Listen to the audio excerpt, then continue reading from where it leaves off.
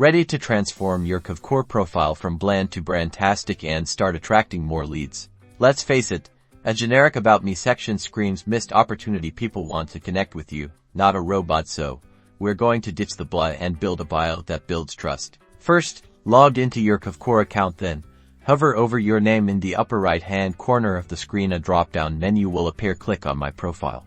This takes you to your profile settings. Look for the Edit Profile button, typically located near the top of the page, and click on it. Scroll down until you find the About Me section. Now, here's where the magic happens. Don't just list your accomplishments, tell a story. Talk about your passion for real estate, your commitment to clients, and what makes you unique. Are you a neighborhood expert? Do you specialize in first-time homebuyers?